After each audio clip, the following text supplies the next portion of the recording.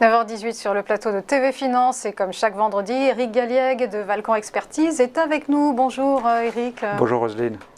Alors, donc on va commencer, on va d'abord se pencher sur le bilan hebdomadaire. Oui. Un bilan contrasté pour les actions européennes et américaines. Oui, une fois n'est pas coutume, on a les actions européennes qui ont progressé plus vite que les actions américaines. Elles ont une variation légèrement positive, près de 2% de hausse, alors qu'aux États-Unis, on a une légère baisse. Donc c'est assez rare de le voir.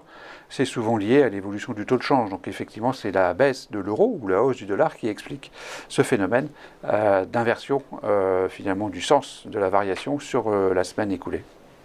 Alors Éric, on va s'arrêter tout d'abord sur un premier fait d'actu, le changement de ton de la Fed. Alors, on va dire que c'était plutôt l'annonce d'une annonce, mais clairement, on est en route vers une sorte de raidissement monétaire.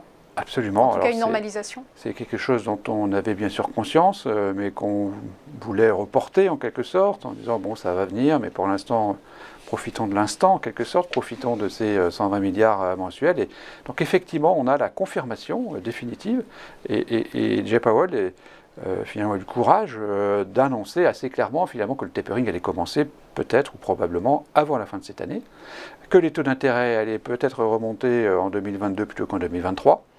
C'est donc un changement de ton complet et le sentiment que la normalisation monétaire est vraiment en marche, qu'avant la fin de l'année, le contexte monétaire va changer. Alors,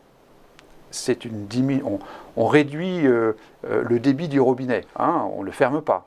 Donc c'est une réduction du débit du robinet dans une piscine, en quelque sorte, dans un stock de monnaie qui continue de progresser. Donc, néanmoins, on peut considérer que c'est une nouvelle négative, toute chose égale par ailleurs, parce que c'est un changement majeur de contexte et à ce jour, nul ne sait l'impact que cela aura sur les prix lorsque, effectivement, le tapering commencera.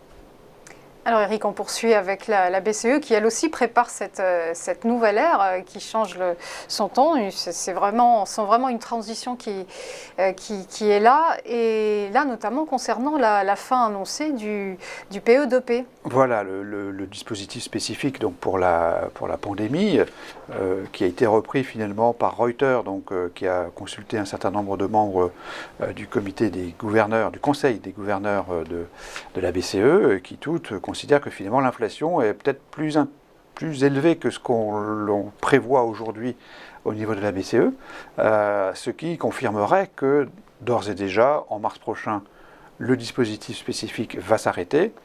Il a été recalibré, comme annoncé par Mme Lagarde très récemment. Recalibré, c'est-à-dire que d'ores et déjà, il y a moins de rachats d'actifs sur les marchés, ce qui, effectivement, constitue déjà un tapering. Donc, ce dispositif va s'arrêter en mars. Il est diminué un petit peu d'ores et déjà. Peut-être que le montant de 1850 milliards potentiellement donc, de ce dispositif ne sera même pas atteint. Donc on a une confirmation à nouveau du côté de la BCE et via donc, ce papier produit par Reuters que eh bien, le quantitative easing se termine ou va se terminer dans les tout prochains mois. On se souvient du choix du mot, un recalibrage au lieu de tapering. Éric, on va retenir aussi le coup de frein des bénéfices des entreprises. C'est inquiétant. Alors, c'est vrai que ça constitue aussi un deuxième phénomène pour, je dirais, le deuxième semestre 2021 et surtout le dernier trimestre de cette année. C'est que, et oui, on le voit bien sur le graphique qui montre l'indice prospectif de bénéfices tel que calculé par FactSet avec donc, les prévisions du consensus des analystes financiers. Donc cette courbe qui a chuté bien sûr pendant la crise sanitaire a fortement remonté.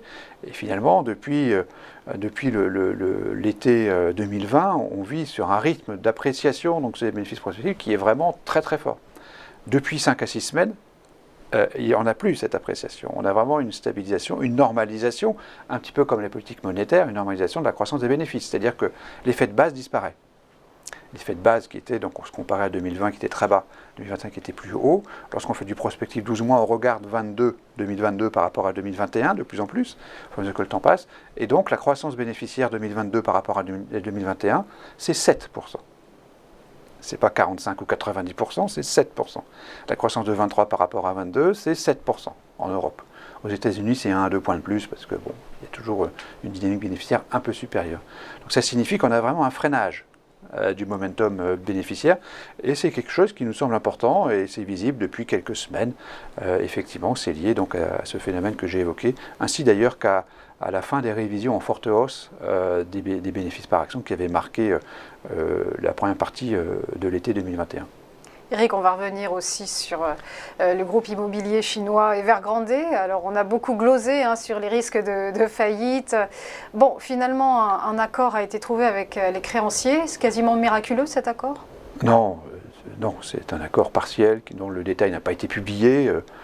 Ça amuse les marchés, ça anime les marchés. Ça a permis de rebondir fortement après la baisse de lundi, qu'on a récupéré en très peu de temps. Mais le cas Evergrande est en défaut quasiment, je crois qu'il faut le dire. Bon, l'élément qui est assez positif, c'est qu'une agence de notation américaine considère qu'il n'y a pas de risque systémique, que le risque systémique est très peu probable. Donc c'est plutôt une bonne nouvelle. Mais voilà, je pense qu'en Chine, le défaut de ce groupe est quasiment certain, ce qui constitue toujours une inquiétude, même si donc, cette annonce qui a été faite a permis de gagner du temps. Donc en ce sens, c'est positif, toute chose égale par ailleurs, mais on sait que de toute façon, on va entendre parler d'Evergrande dans les semaines et les mois qui viennent, comme Lehman avait donné des coups de semonce initialement avant de faire défaut à la mi-septembre 2008. Donc je pense que d'une certaine manière, on entend toujours parler avant de ces risques de défaut. C'est le cas pour Evergrande. Donc pas forcément de happy end à ce feuilleton Evergrande. On récapitule, Eric. Alors, quelle est votre note de la semaine? La note est négative, essentiellement en raison donc, de ces confirmations de la normalisation monétaire. Cette normalisation monétaire qui vient malgré l'effet négatif des variants sur la conjoncture, je crois qu'il faut le rappeler, c'est ce qui motivait notre relative prudence d'ailleurs sur les marchés. Donc cette normalisation est en cours, elle va se réaliser, elle va commencer avant la fin de l'année. C'est les deux points, on dirait fortement négatifs de l'actualité de cette semaine. On a aussi le freinage des bénéfices, c'est un phénomène qui n'est pas complètement nouveau, mais qui semble maintenant très clair, me semble-t-il, pour les marchés. Et puis donc une relative bonne nouvelle sur Evergrande, on a compris qu'il n'y avait pas de risque systémique. En tout cas, c'est une notation de l'actualité qui est négative, donc de -2 cette semaine.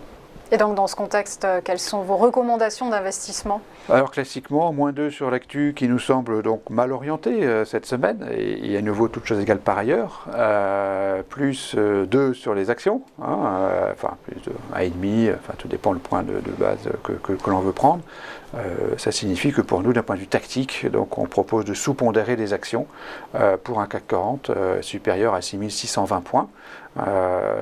Et donc aujourd'hui, prudence, on considère que dans les jours et les semaines qui viennent, je dirais l'évolution latérale des indices est parfaitement justifiée. Un petit affaiblissement le serait aussi. Pas d'inquiétude majeure, mais il faut digérer donc cette double normalisation, la normalisation monétaire, la normalisation des bénéfices. Merci beaucoup, Eric Galiac, pour vos conseils toujours éclairés. À suivre après la pause, ce sera l'heure du point bourse.